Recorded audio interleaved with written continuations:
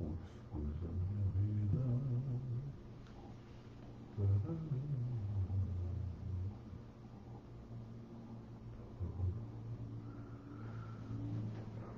Muito bom dia, minha saudação a todos aqueles que se reúnem mais uma quinta-feira aqui para nós conversarmos alguma coisa sobre temas do direito notarial e registral.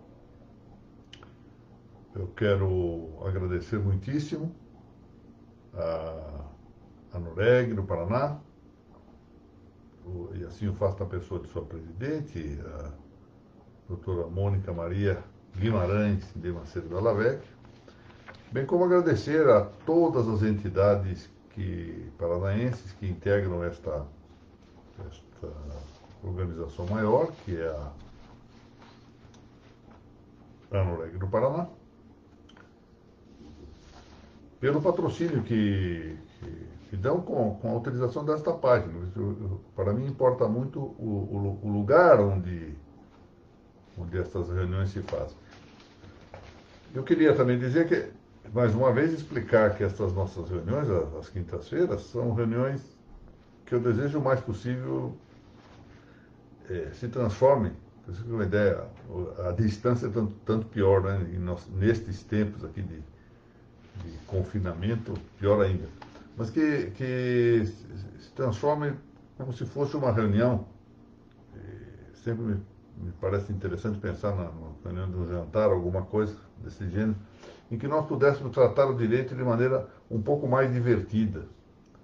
Ou seja, aquela ideia do direito como uma disciplina tratada por gente de terno e gravata, sempre, muito sisudamente, precisa ser um pouco vencida. Nós precisamos lembrar que a finalidade do direito, eu tenho insistido muitíssimo, é fazer-nos felizes, fazer as pessoas felizes, a comunidade feliz. Não tem sentido que uma coisa que vá dar felicidade seja tratada de maneira demasiadamente circunspecta. A seriedade é uma coisa no tratamento. Agora, apresentar isso sempre com um sabor de desagradável, de austeridade excessiva, parece realmente exagerado. Então, a ideia é que nós, nessas claves notariais registrais, tenhamos um pouco mais de amplitude de vistas, um pouco mais de liberdade de fugir um pouco, de fazer excursões para aqui e para lá em torno das matérias que estão sendo tratadas. O que é objeto tratado? São conceitos. Estamos pegando termos e a ideia é prestar um pouquinho atenção nos termos que estão no nosso dia a dia. Matéria amplamente conhecida de quase todo mundo que vem assistir essas aulas. Né? Estou vendo aqui o Dr. Rogério Tobias, o pessoal da Lepanto, o Dr. Pedro Bragato, o Dr. Hilário, o Dr. Anderson Queste, o Dr. Mário Martinelli. Essa gente não precisa ouvir isso, né? Claro, sabe isso de trás para frente. E muitos outros assim também. Mas não deixa de ser interessante nós revivermos, como nós nunca podemos pensar em todas as questões em ato, a nossa limitação da razão humana não permite que nós pensemos em ato todas as questões, todos os conceitos. Temos sempre que ficar à volta de ir buscá-los novamente, se nós quisermos enfrentá-los. É sempre interessante reviver determinadas noções. E hoje ainda vamos tratar de uma noção, é muito rápida a aula, minha pretensão é fazer reuniões bastante curtas nas quintas-feiras, para não despender demasiadamente o tempo dos senhores. Hoje nós vamos tratar do termo, a noção acrescer. Bom, essa palavra vem de um verbo latino, do verbo cresco, cujo infinitivo é crescere. Significa crescer, aumentar. E esse a, que tem função de prefixo, né, a crescer, provavelmente, muito provavelmente, eu não consegui, não é que eu não consegui, também não tive ideia de ver, deveria ter visto. Deve ser aqui uma junção vinda de uma preposição latina que ad, com a queda do d, para ficar para o acréscimo. Nos levaria à ideia de intenção de acrescentar, que é essa mesma ideia de acrescer, não? Quer dizer, a ideia de fazer crescer, de agregar, aumentar. Muito bem. É muito mais comum, aqui diz o texto já publicado no site da Noreg, que nós façamos uso dessa expressão acrescer, antecedida com o termo direito de acrescer, no campo da teoria ou segmento das sucessões mortis-causa, por exemplo, no campo, portanto, do direito sucessório. E aí ela corresponde ao aumento da parte de um benefício sucessório que é cabível a herdeiros ou alegatários, com o quinhão que outros beneficiários, outros favorecidos, os co-herdeiros ou co-legatários, não venham a receber. Ou seja, há um acréscimo de uma porção, uma fração, de um quinhão, em favor de um beneficiário, de um favorecido, seja co-herdeiro, seja co-legatário, migrando, portanto, de um para outro, co-herdeiro ou colegatário. E claro que aquele que perde o quinhão deixa de receber, por evidente. E no Código Civil Brasileiro vigente, isso tem indicação nas normas dos artigos 1941 a 1946 do Código Civil. Então, temos lá a tratativa do direito sucessório de acrescer. Aí surge a palavra acrescer e está clara a ideia. Ou seja, acresce a um co-herdeiro ou colegatário o quinhão que era de outro. Quinhão que era de outro. Bom, todavia, há mais. A palavra acrescer não é um privilégio desse segmento do direito civil que trata das sucessões hereditárias. Aqui também a possibilidade de acrescer no plano dos direitos reais. Aqui em dois aspectos, hein? Um mais comum e outro que nós já vimos até na exposição anterior, que não é muito comum o uso da expressão, mas retrata o mesmo conceito. Ou seja, a compreensão do conceito está presente lá, só que não é do uso comum a referência a acrescer nessa segunda figura de direitos reais que eu vou mencionar. O que interessa aos direitos reais que eu vou mencionar adiante. Bom, o artigo 1411 do Código Civil de 2002, nosso Código Civil brasileiro, diz o seguinte: constituído o usufruto em favor de duas ou mais pessoas, e extinguir-se-á a parte em relação a cada uma das que falecerem, salvo ser por estipulação expressa o quinhão desses couber ao sobrevivente.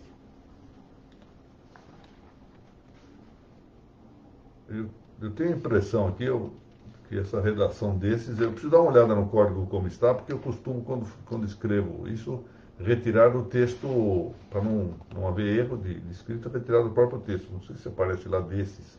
O certo mesmo seria dessas pessoas, né? Mas, enfim, falece alguma, então, no caso do usufruto, e aqui nós estamos diante de um usufruto que se exerce simultaneamente. Então, há co-usufrutuários.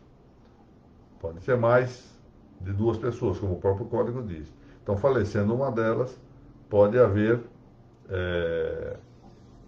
a comunicação ou o acréscimo, a ideia de acrescer ao quinhão do sobrevivente. Salvo se, diz a lei, por estipulação expressa, o quinhão couber ao sobrevivente. Do contrário, vai extinguir. Então, a regra é que se extinga. Então, extinguindo parte a parte. Se houver estipulação expressa, então permite-se o excepcional direito de acrescer ao usufrutuário sobrevivente, supérstite. De maneira diversa ao que atualmente nós sabemos que é vedado o usufruto sucessivo, a norma desse artigo, 1411, que eu acabei de ler, permite, portanto, um usufruto que não é sucessivo propriamente, é simultâneo, com o direito de acrescer. Notem aqui o seguinte, essa designação tem que ser muito limitada. É certo que a simultaneidade não se confunde com a sucessividade, está muito bem. De sorte que eu já suponho a situação Tício e Semprônia são titulares de um direito real de usufruto sobre o imóvel. Marido e mulher, Tício e Semprônia, porque sempre o marido morre primeiro, só por isso. Por algo deverá ser, né? Digamos assim. Bom, mas aí morre Tício e há uma cláusula de direito de acrescer, e Semprônia, então, acrescenta ao seu quinhão o quinhão que cabia a parte, portanto, do exercício cabia a Tício, a favor dela, Semprônia. Agora notem bem, em rigor, não se pode dizer que ela tenha sucedido no usufruto como um todo, ela já era titular do crédito usufrutuário, do direito de usufruto. Mas, de fato, se nós formos examinar fenomenicamente a questão, quer dizer, sem fazer essa distinção teórica de que ela já era titular do usufruto, ao fundo ela sucede num quinhão. Dizer que não há de todo aí a possibilidade de caracterizar-se fenomenicamente, não juridicamente. Juridicamente fica afastado isso, porque a lei cria categorias próprias para dizer que isso não é um usufruto sucessivo, mas um usufruto simultâneo com o direito de acrescer. Mas, ao fundo, é uma sucessão no quinhão do pré-morto. Essa é a realidade. Que, fenomenicamente, nós vemos aí um fenômeno, portanto, um caso de sucessão, parece certo. Agora, não se chama usufruto sucessivo. Se chama usufruto simultâneo com o direito de acrescer. Bom, se com o usufruto sucessivo, prossegue aqui o meu texto, a situação hipoteticamente originária da fruição individual da res, que com a morte do usufrutuário, estou usando a palavra de excesso aí apenas para que nós nos acostumemos com outras expressões, além de morte, óbito, falecimento, etc., porque para combater o mau uso de algumas fórmulas, né? Entrar em óbito, essa expressão que não sei como é que apareceu na linguagem jurídica isso. Eu temo que tenha sido algum boletim de ocorrência policial que alguém apressadamente escreveu e a partir daí acharam bonita a expressão. E aí dizem que alguém entrou em óbito. Essa expressão, há tantas expressões elegantes no direito brasileiro, né, na linguagem brasileira. Bom, que com a morte do usufrutuário transmitir-se-ia para o desfrute de um sucessor, já no usufruto simultâneo, há de início pluralidade de usufrutuários, de maneira que aos sobreviventes, aos supérstites, se concede, tanto que isso excepcionalmente seja convencionado ao instituir usufruto, o direito de aumentar seu quinhão usufruível com a parte que tocava ao pré-morto. É claro, isso tudo ficou bem esclarecido. O que eu insisto em ver é que qualquer leigo que a quem dissesse não poderá haver usufruto sucessivo, ao saber que há uma figura chamada direito de acrescer e que alguém que morre deixa aquele seu quinhão para outro, não vai negar que isso seja, de algum modo, uma sucessão. Essa é a realidade das coisas. Que nós a chamemos assim, ou não a chamemos, é outra história, mas temos que ver a realidade tal como ela se comporta. Bom, essa norma do artigo 1411 do nosso Código Civil somente se aplica ao usufruto constituído inter vivos. Atenção para isso.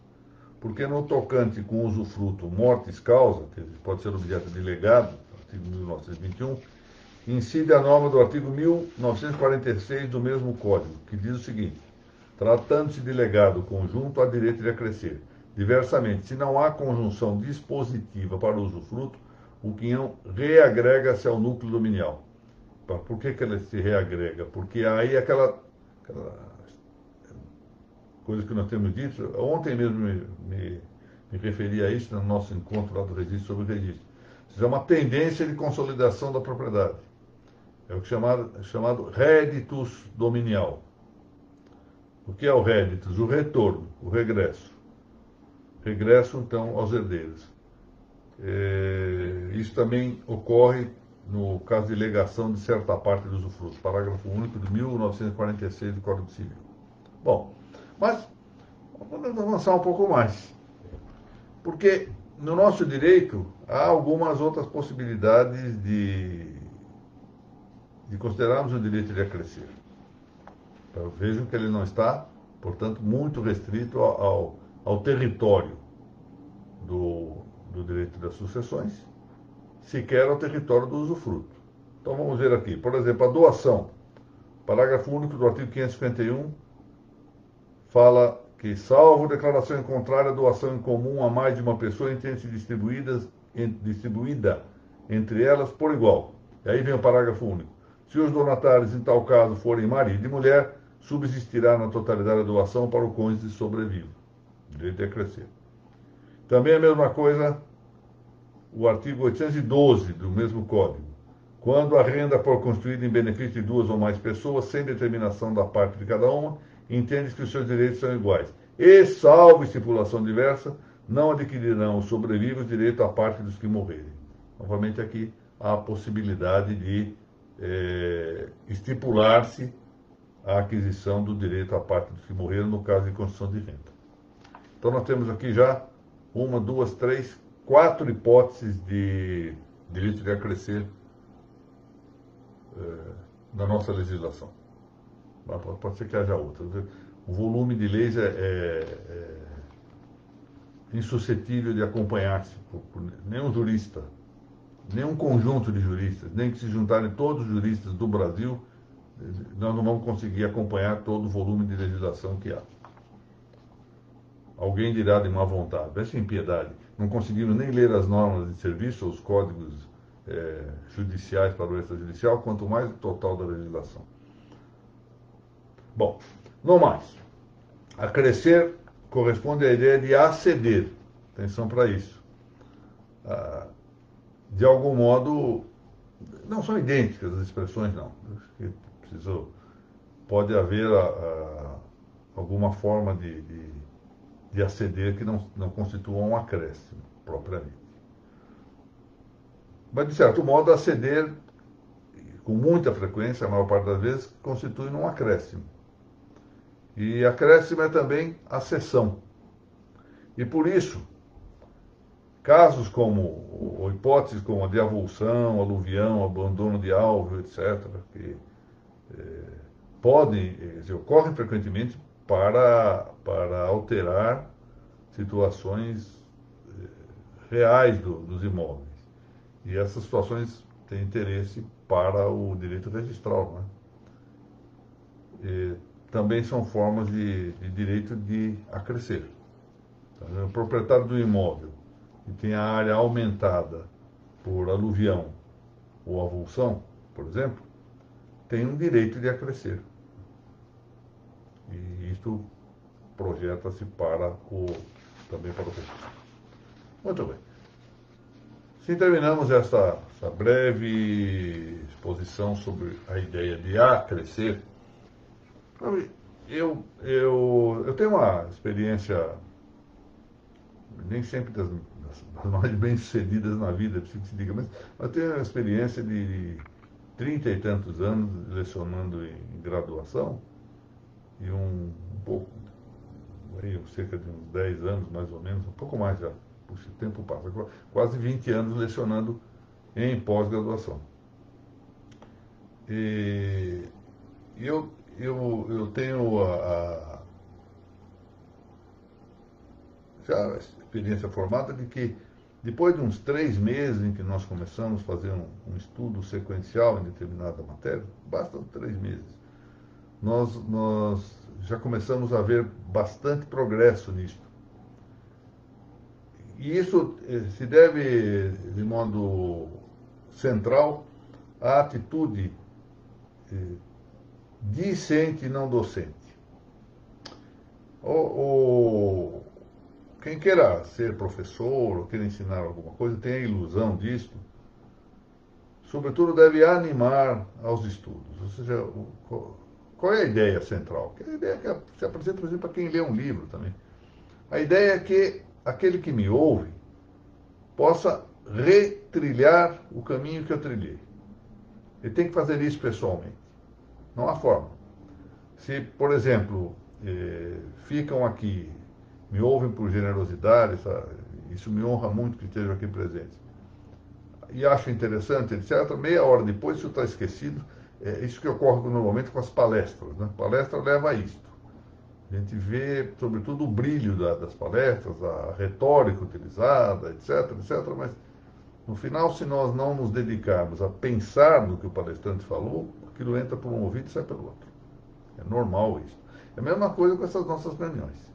Ou seja, elas são muito interessantes, mas elas, sobretudo, para o discente, né?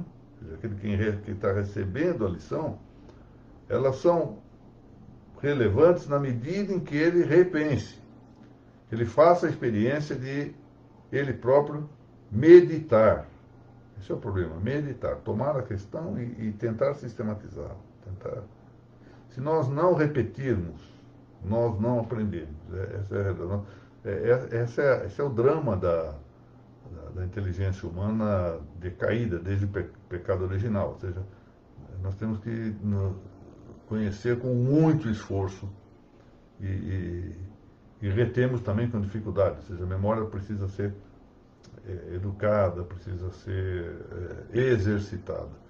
Então, eu espero que muitos dos senhores tenham essa paciência de se dedicar aqui a pensar um pouquinho nisso. Não é preciso muita coisa. Ouvir uma aula, se for possível ler o texto, verificar o que pode retificar-se, emendar-se no texto, porque esses textos são textos feitos, sujeitos a erro, como qualquer texto que alguém escreva. Ainda hoje eu lembrava uma pessoa muito, muito estimada que não há escritor sem erros. Não há escritor sem erros mesmo. Então, acho que podem beneficiar-se desses nossos encontros, desde que se dediquem a refletir um pouco sobre isso. Para tirar um proveito, não simplesmente estar. Não basta estar presente. É preciso haver, por assim dizer, uma compresença, no sentido de uma compresença intelectual. Que se queira não só entender, mas compreender e aprender. Aprender.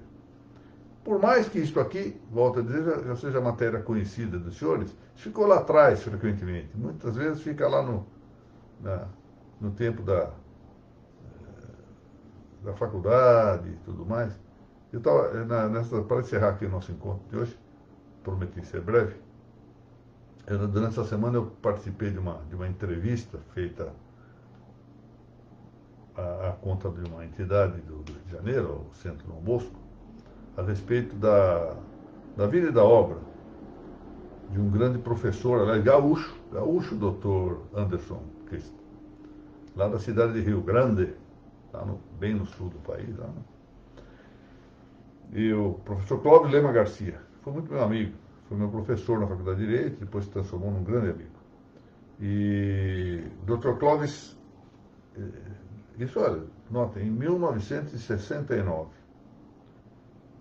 lecionando Teoria Geral do Estado, em determinado momento saiu-se com esta frase, que o instrumento de trabalho dos juristas, do advogado, do promotor público, do delegado, do notário, do registrador, do juiz, o instrumento de trabalho é a língua.